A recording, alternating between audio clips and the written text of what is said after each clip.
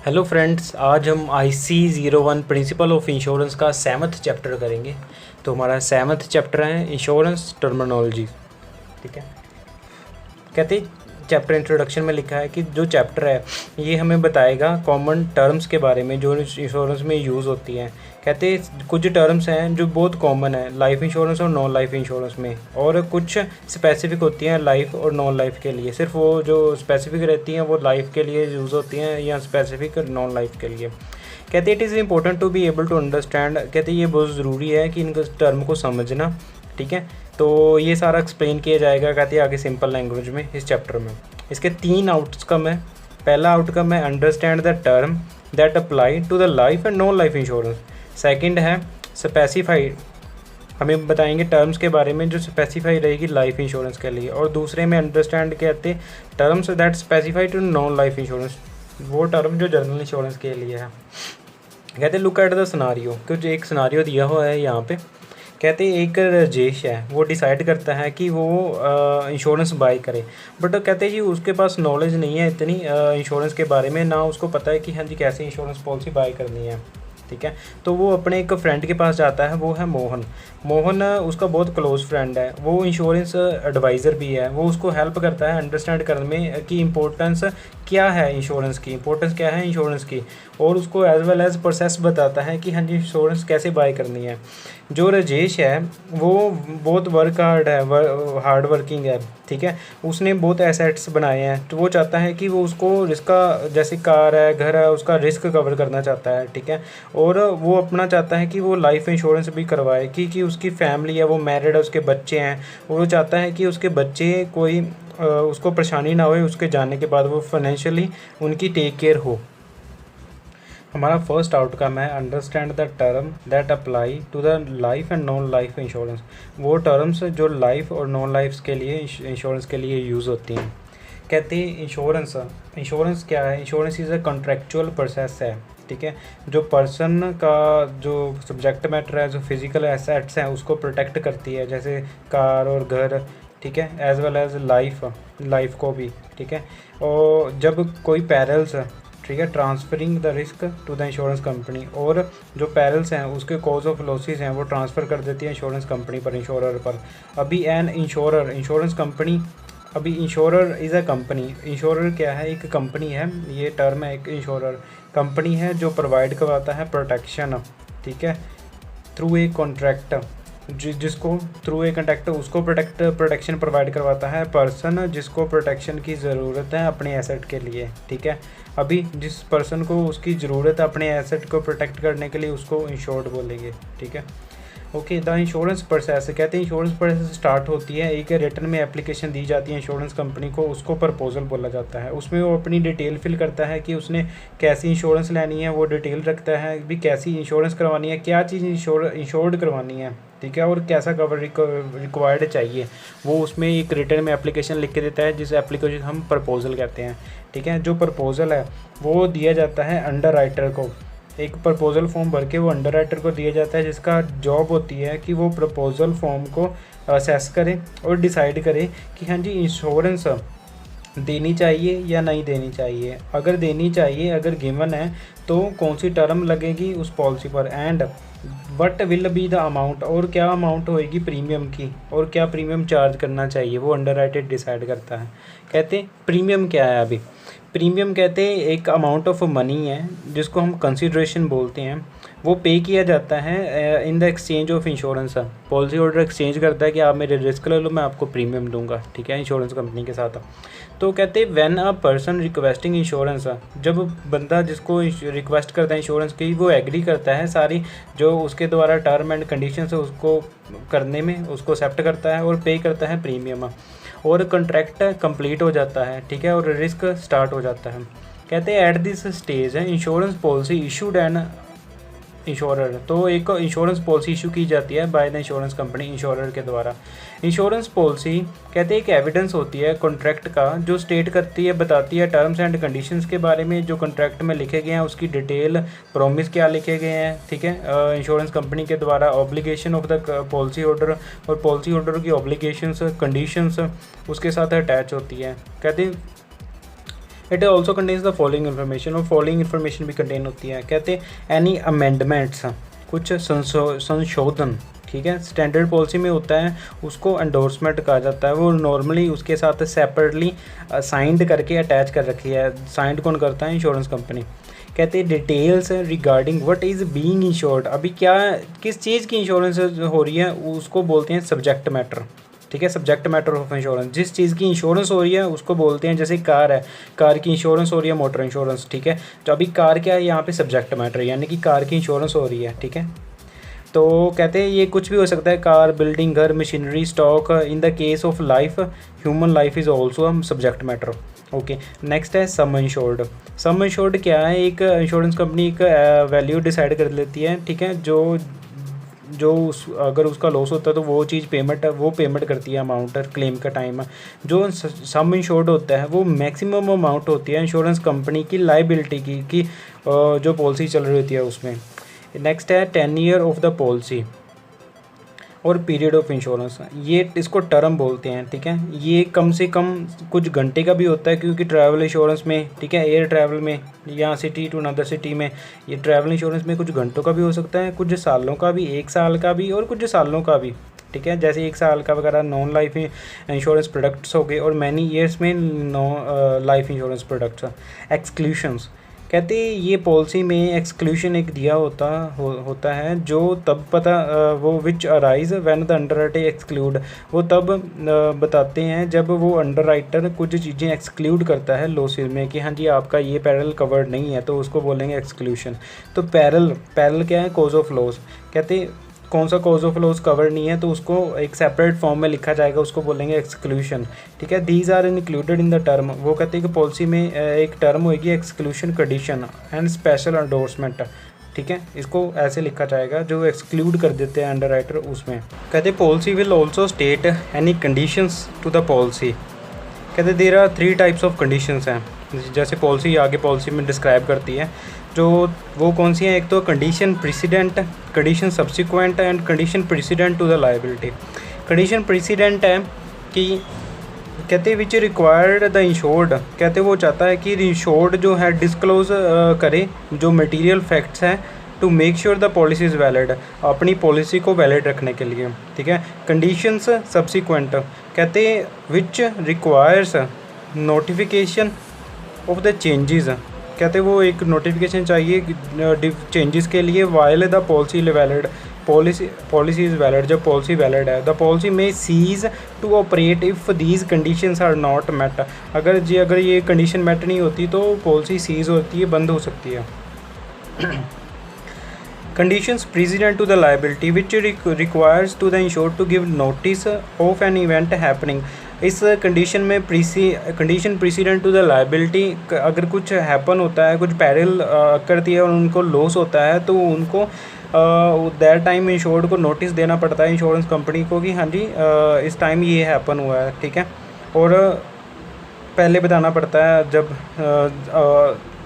Prior year, ठीक है, occurrence of the loss. Example दी है, कहते condition of dual control in a policy covering dishonesty of a employee. Next है, कहते इट इज़, ये बहुत इंपॉर्टेंट है कि जो कस्टमर है वो सच्चाई बताए, एक स्टेटमेंट दे अपनी इंश्योरेंस कंपनी को। अभी स्टेटमेंट क्या है? जो बेरिंग ऑन द रिस्क, जो रिस्क की रिगार्डिंग होती है, regardless whether it is made writing, और यहाँ तो कहते हैं वर्बल हो या राइटिंग में दी हो, ठीक है। By the person requesting insurance is called a representation, जो पर्सन इंश्योरेंस कंपनी को देता है उसे रिप्रेजेंटेशन कहते हैं। और आगे कहता है customer innocently make a miss representation, वो एक चालाकी से या भोलेपन में कहते हैं मिस रिप्रेजेंटेशन कर सकता है, ठीक है। ये कुछ ऐसे दिया, पढ़ लेना ये, ठीक है। ये उसी मिस रिप्रेजेंटेशन के बारे में बताया कि कैसे मिस रिप्रेजेंटेशन करता है। नेक्स्ट है warranties. Unlike miss representation must be strictly complied with, तो इसमें भी कहते हैं जी वारंटीज़ की तरह इसे भी कंपाइल करना, फॉलोड करना ज़रूरी है। कहते हैं वारंटी इज़ अ प्रॉमिस। अभी वारंटी क्या है? कहते हैं एक प्रॉमिस है, अश्योरेंस है या गारंटी है जो पॉलिसी होल्डर बनाता है, ठीक है। कहते हैं warranty promissory is a nature, वो प्रॉमिस होता है। अगर कहते हैं वारंटी को ब्रीच करते हैं जनरल इंश्योरेंस पॉलिसी में तो मेक्स अ पॉलिसी वॉइडेबल, तो पॉलिसी वहाँ पे ख़त्म हो जाती है, ठीक है। और कहते हैं जो breach has not resulted and contributed the loss, चाहे उसमें कुछ लॉस हो रहा है या नहीं हो रहा है। कहते हैं if warranty is breached there, कहते हैं अगर वारंटी की तोड़ा जाएगा वारंटी को, ठीक है, उसको ब्रीच किया जाएगा तो पेनल्टी पड़ेगी उनको, ठीक है। नेक्स्ट है क्लेम, जो हम पॉलिसी होल्डर रिक्वेस्ट करते हैं इंश्योरेंस कंपनी के अपने का लॉस को कंपनसेट करने के लिए, उसको क्लेम बोलते हैं, ठीक है। जो बंदा रिक्वेस्ट कर रहा है इंश्योरेंस कंपनी को, इंश्योर्ड को रिक्वेस्ट कर रहा है, ठीक है, क्लेम के लिए, उसको क्लाइमेट बोलते हैं। यहाँ पे एक स्टेटमेंट दी हुई है एक्स गर्शिया पेमेंट, कहते हैं समटाइम्स कुछ टाइम ऐसा होता है जब इंश्योरेंस कंपनी क्लेम को पे नहीं करती, ठीक है, पेबल नहीं होता, फिर भी वो पेबल अंडर, फिर कब पेबल होता है, एक पेमेंट होता है called, these payments are called ex gratia payment. This is usually done sometimes insurance pay a claim when if the claim is not payable, कभी कभी इंश्योरेंस कंपनियां क्लेम पे करती हैं जब इंश्योरेंस क्लेम पेबल नहीं होता, उस टाइम उन पेमेंट को बोलते हैं एक्स गर्शिया पेमेंट। कहते हैं this is usually done if the condition of the insurance have been substantially met even though there भी has been a minor irregularity, कोई माइनर इनरेगुलरिटीज़ हो उसकी वजह से पे वो एक्स गर्शिया के अकॉर्डिंग वो पेमेंट कर देती हैं। असाइनमेंट्स, जब इंश्योर्ड अपनी राइट्स ट्रांसफ़र करता है किसी और पर, ठीक है, उसको असाइनमेंट बोलते हैं। जो बंदा अपने राइट्स दूसरे पर ट्रांसफ़र कर रहा है उसे असाइनर बोलते हैं। जो बंदा दूसरे के राइट अपने ले रहा है उसको असाइनी बोलते हैं, ठीक है, जो असाइनमेंट ले रहा है उसको असाइनी कहते हैं। On assignment the assignor loses right over the policies, जो असाइनर के लॉसेस हैं, जो बंदा जिसने पॉलिसी होल्डर इंश्योर्ड है वो अपने राइट्स ट्रांसफ़र करता था दूसरे पे, तो वो अपने लॉस भी ट्रांसफ़र कर देता, ठीक है, पॉलिसी ट्रांसफ़र करता है दूसरे पे, ठीक है।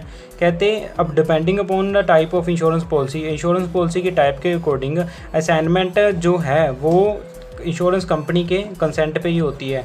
नेक्स्ट है इंश्योरेंस ऑफिशियल्स, कहते the way of insurance premiums are calculated is highly technical, जो प्रीमियम्स कैसे कैलकुलेटेड हैं वो हाईली टेक्निकल होते हैं। कहते हैं जो प्रीमियम रिस्पॉन्सिबल होता है कैलकुलेटिंग एंड सर्टिफाई करता है प्रीमियम्स, उसको बोलते हैं एक्चुरी, ठीक है, जो प्रीमियम रेट डिसाइड करता है। कहते हैं जो एक्चुरी है वो क्वालिफाइड होता है टेक्निकलिटीज़ ऑफ इंश्योरेंस, अंडरस्टैंडिंग होती है उसको स्टैटिक्स की, इकोनॉमिक्स, फाइनेंस, इन्वेस्टमेंट की, ठीक है, और प्रोबेबिलिटीज़ की, ठीक है। कहते हैं जो गुड एक्चुरी है, गुड एक्चुरी कौन है, जो प्रीमियम डिसाइड करता है और सर्टिफाइड करता है कि हाँ जी ये प्रीमियम रहेगा इतना, स्टैंडर्डाइज करता है। कहते हैं good actuary will always be able to make reasonable forecast, वो जो प्रॉपर फोरकास्ट होता है फ्यूचर का वो देखता है कि हाँ जी regarding the future interest rate भी, फ्यूचर में इंटरेस्ट रेट कितना रहेगा, डेमोग्राफिक जनसंख्या चेंजेस क्या होंगे, लाइफ स्पैन एक्सेट्रा, ठीक है।